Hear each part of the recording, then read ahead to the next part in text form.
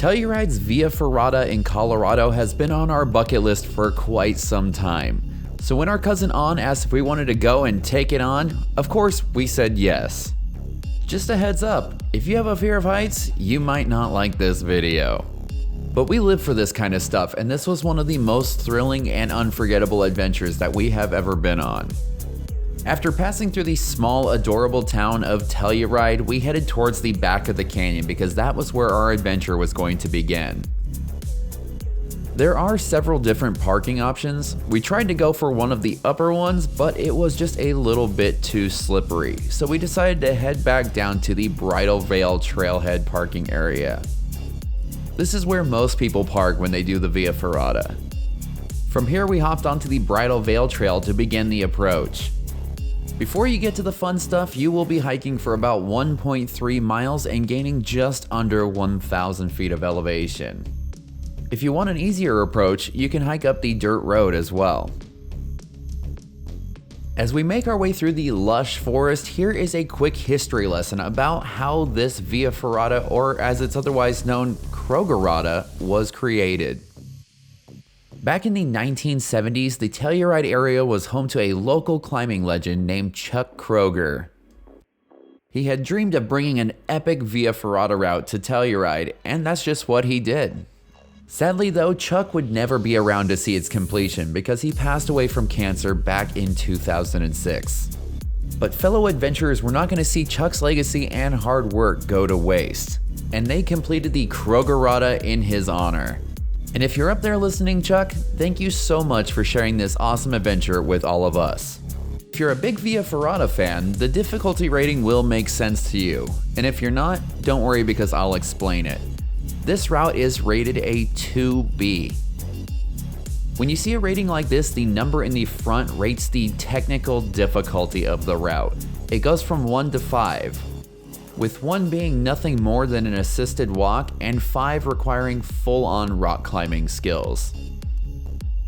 The letter after that indicates the overall alpine commitment or seriousness of the undertaking, and it's either an A, B, or C, with A being the easiest and C being the hardest. Even though the technical rating on this route isn't that high, it still requires quite a bit of physical fitness, and even more mental fitness. But one of the craziest things about the Telluride Via Ferrata is that if you have the needed equipment and proper experience level, it is free to do. And if you don't have the proper gear and experience, but you're still crazy enough to want to try this, don't worry because not all hope is lost. In town, you can find stores that either rent or sell the gear, and you can even hire a guide to take you through the route, which we highly recommend if you are not experienced. And here we are arriving at Bridal Veil Falls. Not only is this a great sight because it means that we're close to the beginning of the Via Ferrata, but it's a nice photo op as well.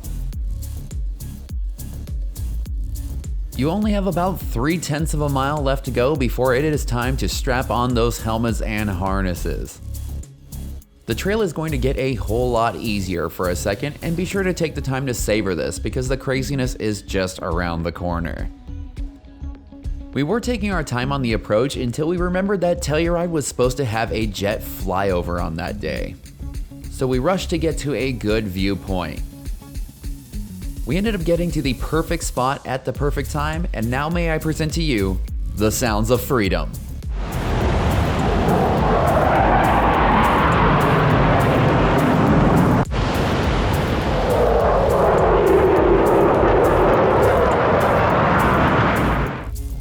It was such a cool experience, and it was almost like we had our own little opening ceremonies for our run down the Via Ferrata. Even though there isn't really anything to stop you from doing it, it is highly recommended that you do this route from east to west. You definitely don't want to be trying to pass anybody on the main event, and if everyone goes the same direction, it will make things way easier. Almost immediately, the valley floor will start to drop away. This will give you incredible views, but to some it could be a little bit unsettling.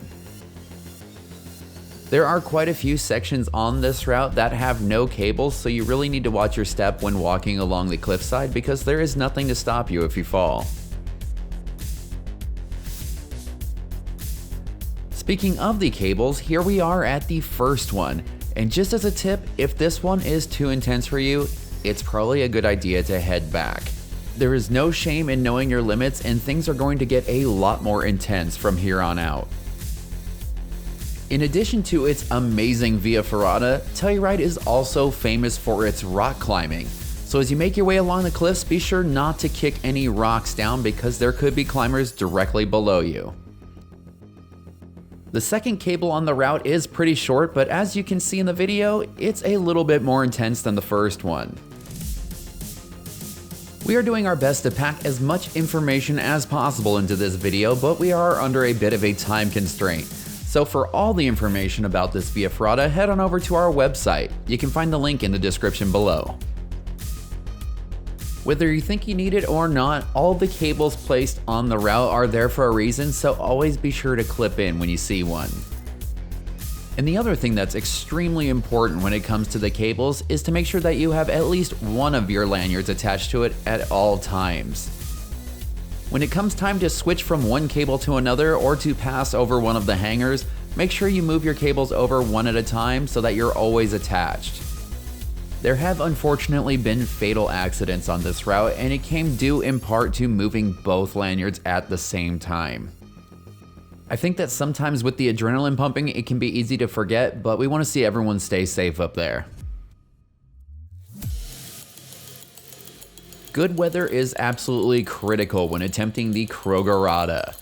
Spring, summer, and fall are the best seasons to attempt it, but even then you want to check the weather before you go. There are no bailout points on this route, and if you get caught up there in a rain, hail, or lightning storm, you're going to be in trouble.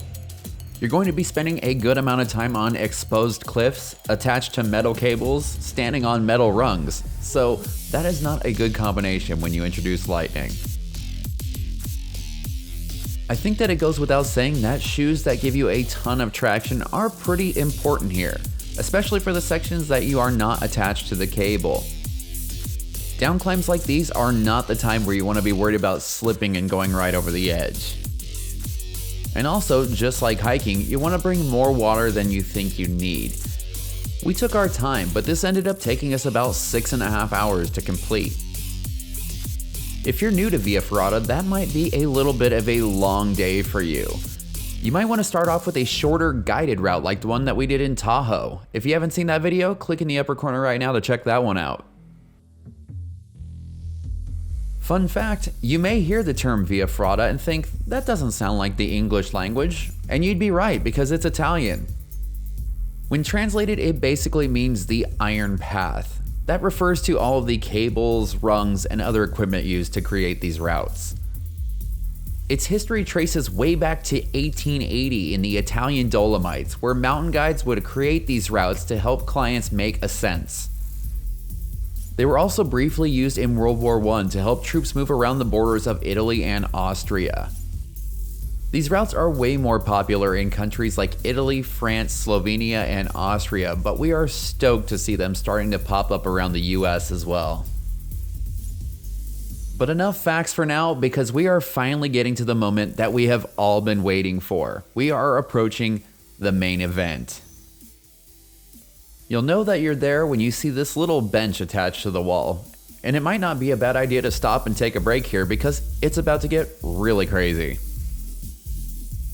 I'm not even going to try to pretend that my adrenaline was not absolutely peaked as we made our way closer and closer to the edge. The main event is about 100 feet long and consists of nothing but metal rungs for both your hands and your feet. There will be nothing between you and the valley floor below except for several hundred feet of air. In a day and age where there is so much clickbait and overhype of everything, this is the real deal. The height of the main event is not created through unique camera angles or Photoshop, and let me tell you, it is intense. As I said before, everyone should be doing this route from the east to the west to avoid meeting up in the middle of the main event. That being said, it might not be a bad idea to send your strongest climber out first, just to look around the corner and make sure that no one's coming before you send the group out. The rungs on the main event are not a straight across traverse. They slightly drop down and then come back up and then drop down again. This makes it way more fun and technical. If you have shorter members in your group, it might be good to send them with a taller person. There are a couple sections where the steel cable gets a little bit high and they might need help reaching it. And another thing to keep in mind is that with that high steel cable, you need to make sure that your lanyards are long enough to reach up to it. The store-bought and rental kind have a little bit more stretch to them, but we made ours out of climbing rope and they need to be able to reach about 6 feet up off of the ground. With the main event in the rearview mirror, we were able to take a small sigh of relief. But don't relax too much at this point because there is still plenty of action yet to come. Being the first time on the Telluride Via Ferrata for V and I, we were very impressed with how long the route was. We finished it with plenty of daylight left, but others might have a different experience, so we highly recommend bringing a headlight with you. I can't even begin to imagine how sketchy it would be to be feeling your way around on this route in the dark. Chances are, I don't think it would end too well. Even though the Via Ferrata here is free to do, it still takes a lot of money, time, and work to maintain. We were really impressed to see the condition that everything was in here. We didn't see one spot of rust on any of the hangers or cables. If you would like to help keep the Telluride Via Ferrata in immaculate shape, you can consider throwing a couple of bucks to the Via Ferrata Sustainability Fund. We'll have the link to that down in the description below. Even though the main event is the rock star of this route, there are several other fun and thrilling sections like this one here. They might not have the vast open views of the valley, but they are just technical and high enough to be fun and exciting. I think that one of the keys to success on this or any other Via Ferrata route for that matter is to make small and accurate movements. If you're flailing around, you're just going to be using up your energy. And also, let your legs do a lot of the hard work. Trust me, your arms will thank you for it. This route has a really nice flow to it. It feels like it has a nearly perfect mix of super intense sections followed by other sections that, even though you're still on a narrow ledge, it feels like you have a chance to relax, take a breath, and get ready for what's next. I only wish that Chuck could have seen his project through to completion because this is definitely something to be proud of. And here we are at another really fun cable section. If you're planning on doing a Via Ferrata and you're not currently going to a rock climbing gym, I would highly recommend it. It uses a lot of the same muscles and techniques, and it will just make your life much easier. I also think it helps you be mentally okay with being high up off the ground. Obviously, you're not going to be several hundred feet off the ground in the climbing gym, but it's a start. If you think the technical sections on this one are tough, just wait until you see next week's video when we head to 𝐈𝐻𝐿𝐼. While this Via Ferrata is way more mentally challenging, the one in 𝐈𝐻𝐿𝐼 is way more physically challenging. It was a wild time, so stay tuned for that one. You know what's an interesting experience? Doing something that feels pretty crazy, and then coming up on someone that is doing something way crazier. And that is exactly what happened when we ran into Caleb and Nicole as they were setting up a slack line way up high on the mountain. I don't think that V or I have the balance needed to take on something like this, and it was just plain impressive to watch. So props to these guys for making what we were doing feel just a tiny bit less insane. Because between the skill involved in doing this and the amount of faith that you have to take a little bit of a fall like this, you guys are freaking nuts and we love it. After sitting back for a while and enjoying the show, we decided that it was probably about time to get back on the way. This little cable here was pretty deceiving. It's very short, but it's also kind of like an overhang climb, so it's really technical. When you mix that with the fatigue that was starting to set in, this part was a little bit challenging.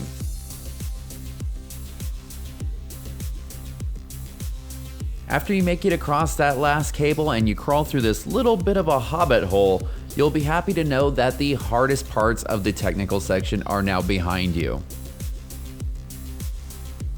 You're not completely in the clear just yet, so don't let your guard down, but there shouldn't be anything ahead of you that should give you any trouble. I think that the only thing left that might freak some people out is the step across this gap. There is no cable, so you do need to be careful, but I think that as long as you take your time, you should make it across with no trouble. Once again, if you have shorter members in your group, this might be a good spot to lend them a hand to help them get across.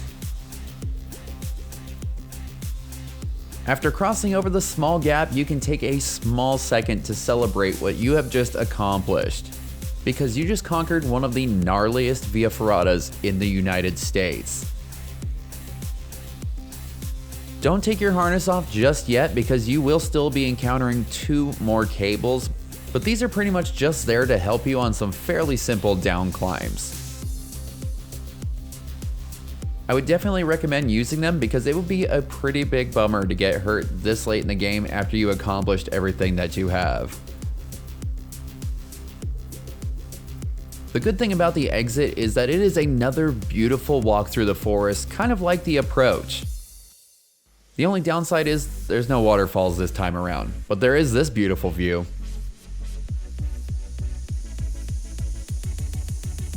Here we are at the last cable of the famous 𝐀𝐁𝐎.